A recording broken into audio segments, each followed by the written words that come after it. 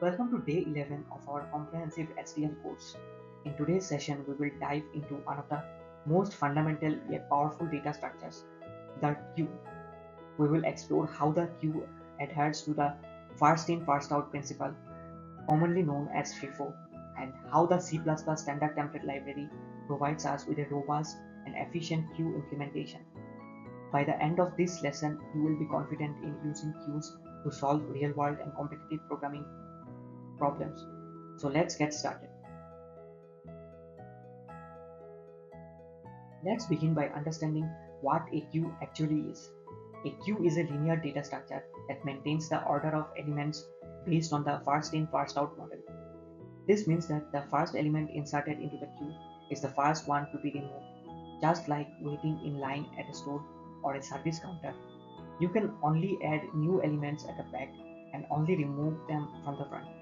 In real-world applications, queues are everywhere, from managing customers waiting in the line to buffering tasks in print queues to scheduling processes in operating systems. The queue enforces fairness by ensuring that requests are served in the order they arrive.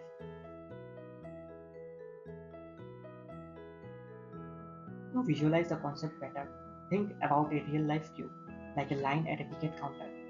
People join from the back and the counter serves the person at the front.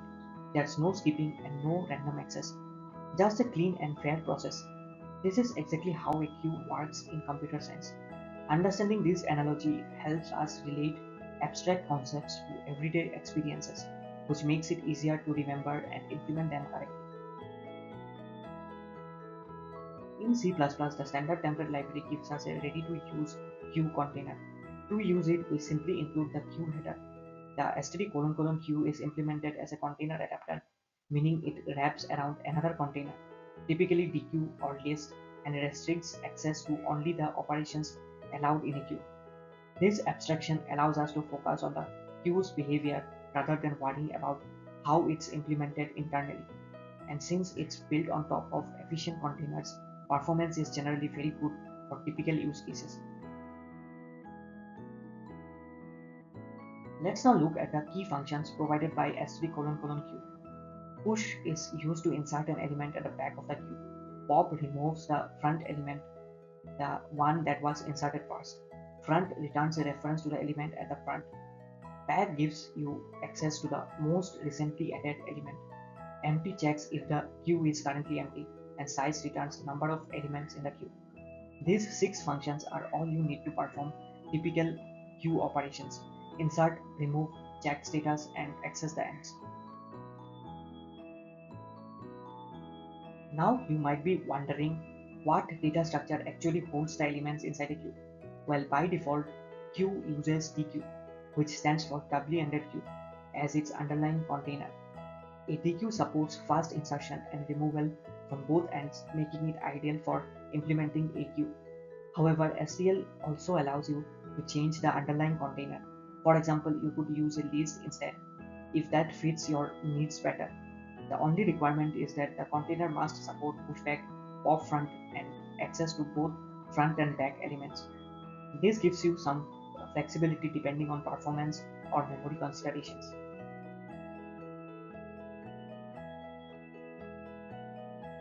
Let's take a look at a simple code snippet to see how a queue works in practice. We declare a queue of strings and push two names, Alice and Bob. When we call pop, Alice is removed from the front, so now we access front, we get Bob, who is next in line. This short example clearly demonstrates the FIFO behavior. The first person in is the first one served. Such usage is common in simulations, task dispatchers, and real-time systems.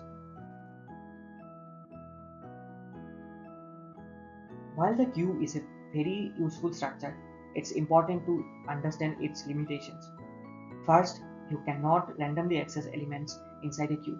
Unlike vectors or arrays, there's no bracket operator or .add method. You can't jump to the third element, you only interact with the front and back. Second, there's no support for iterators. This means you can't loop through the elements of a queue using range-based for loops or iterators. These restrictions are by design. A queue is meant to be a strict FIFO structure, and allowing access to the middle would break that model. So where are queues used in practice? One major use is in breadth-first search, a graph traversal algorithm that explores nodes level by level. BFS relies on queues to ensure nodes are visited in the correct order. Job scheduling systems use queues to process tasks in order of arrival, ensuring fairness and predictability. Customer service applications use queues to store and serve support tickets. Any system where order and fairness matter is a potential use case for a queue.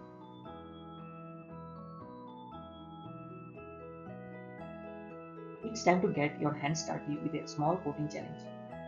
Create a queue-based container service system. Ask the user to enter customer names one by one. When they type exit, stop taking input. Then serve the customers in the same order they arrived by using pop, and show the name of the customer currently being served using front. This is a great way to reinforce how queues manage and serve data in a fair and ordered manner. Let's take a moment to review with a quick quiz. First, what is the default container used by queue? Second, can you iterate through a queue like you can with a vector? And finally, what are the time complexities of push and pop in a queue? Pause here, reflect on these questions, and if needed, revisit the slides. These checks help ensure you are grasping the key takeaways. To wrap up, queues are essential structures for ordered processing. STL's std::: queue offers a clean and efficient interface for FIFO operations. It uses a DQ by default but supports other containers like list. You have learned the core functions, seen a live example, and explored real-world applications from graphs to customer queues. While queues are limited in terms of access and iteration, they shine wherever order and fairness are required. In the next session, we will explore priority queues where elements are served not just by order of arrival but based on priority. Until then, keep practicing and happy coding.